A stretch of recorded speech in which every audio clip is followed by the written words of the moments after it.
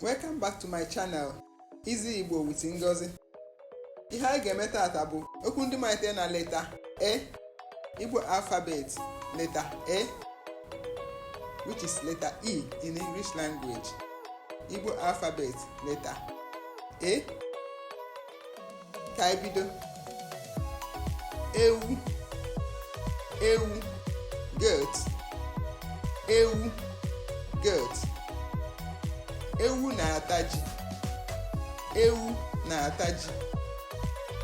The goat is eating yam. Goat is eating yam. Ewu na-ata ji. The goat is eating yam. Enwe, enwe, monkey. Enwe, monkey. Enwe na-eri unere. Enwe na-eri unere. Monkey is eating banana. Monkey is eating banana. Ehi, ehi, cow. Ehi, cow. Ehi nwere ụkwụ anọ. Ehi nwere ụkwụ anọ. Cow has 4 legs. Ehi nwere ụkwụ anọ. Ebu, ebu, wasp. Ebu na-agba agba. Ebu na-agba agba. Wasp can sting. Ebu, wasps. Efere, plate. Eji efere eri nri. Eji efere eri nri. We eat with plate. We eat with plate. Eji efere eri nri. Or we dish our food with plate. Eji efere ekunye nri. Eji efere ekunye nri. Ejune, ejune, maọbụ eju, snail. Ejune, eju, snail. Ejune na-atọ ụtọ nke ukwuu. Snail very delicious. Ejune na-atọ ụtọ nke ukwuu. Snail is very delicious. Enyi, enyi, elephant. Enyi, elephant. Enyi buru nnukwu ibu. Enyi buru nnukwute ibu. Elephant is massive. It has massive body. Elephant has massive body. Enyi buru nnukwute ibu. The elephant is big or it has massive body. Enyi, elephant. Egbe, kite. Egbe, kite. Egbe na-ebu urim ọkụkọ. Egbe na-ebu urim ọkụkọ. Kite carries chicks. Egbe, gun. Egbe gbagburu egbe. The gun shot the kite. Egbe, gun. Eku, eku, wooden spoon. Eku, wooden spoon. Eji eku esi nri. Eji eku esi nri. We cook with wooden spoon. You can use wooden spoon to stir your food. Eji eku esi nri. Eku, wooden spoon. Egburigbo ọnụ maọbụ egbugbere ọnụ. Lips. Egbugbere ọnụ maọbụ egburigbo ọnụ. Lips.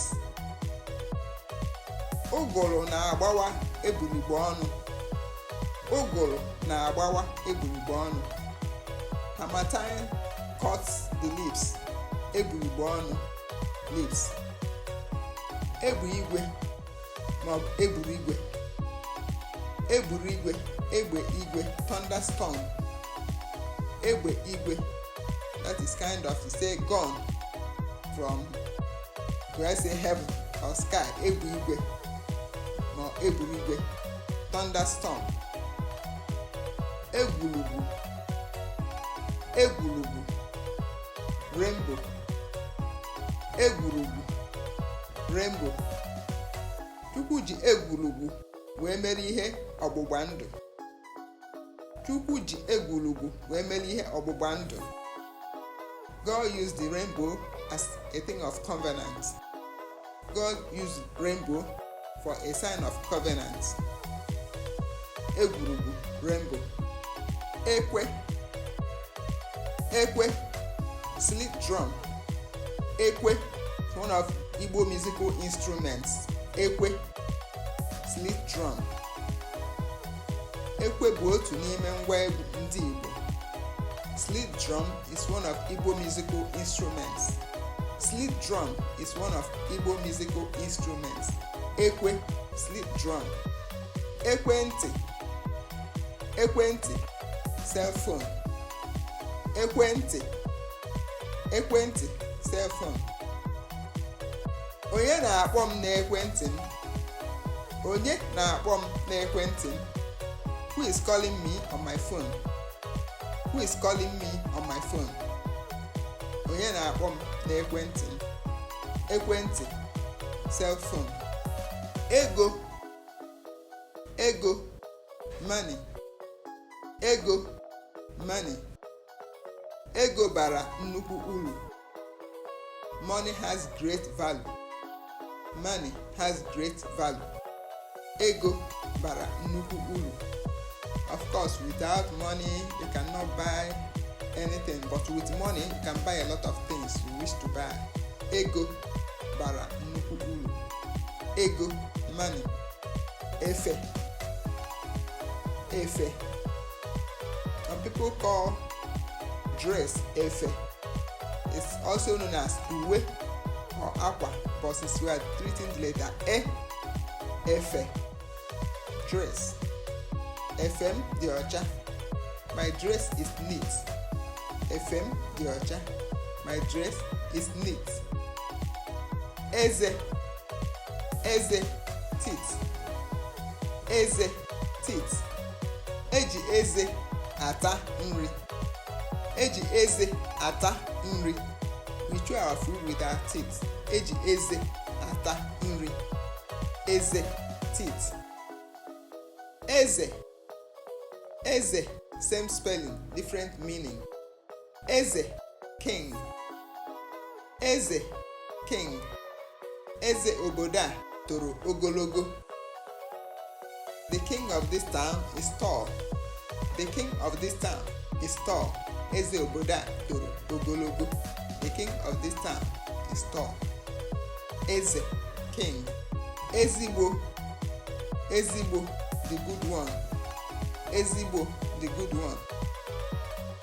Ezigbo nwanne m. Ezigbo nwanne m or ezigbo enyi m. Ezigbo nwanne m, my good sibling. Ezi enyi or ezigbo enyi, my good friend. Ezigbo, the good one. Ezigbo enyi m bịara ebe a taa. My good friend came here today. My good friend came here today. Ezi enyi m bịara ebe a taa. Ezi, ezi, pig. Ezi, pig. Ezi na-anọ ebe ruru unyi. Ezi na-anọ ebe ruru unyi. The pig stays in a dirty environment. Pig stays in a dirty environment. Ezi na-anọ ebe ruru unyi. Ezi, outside. Ezi, outside. Pụọ ezi ka ị nara ikuku. Pụọ ezi ka ị nara ikuku. Go outside and receive fresh air. Go outside and receive fresh air. Pụọ ezi ka ị nara ikuku. Ezi, outside. Ebe, beetle. Ebe na-ata ji. Ebe na-ata ji. The beetle eats yam. Beetle eats yam. Etuketu, etuketu, hiccup. Etuketu, hiccup. Nwa mmiri ka etuketu kwụsị. Nwa mmiri ka etuketu kwụsị. Drink water so hiccup will stop. Drink water so the hiccup will stop. Etuketu, hiccup. N'ebe a ka m na-ewetazi ọmụmụ ihe nke taa na njedebe. Bụ okwu ndị malitere na leta A, Igbo alphabet A. Don't forget to view, like, and subscribe to my channel, Easy Igbo with Ngozi. Ka emesịa, ka ọ dị oge ọzọ.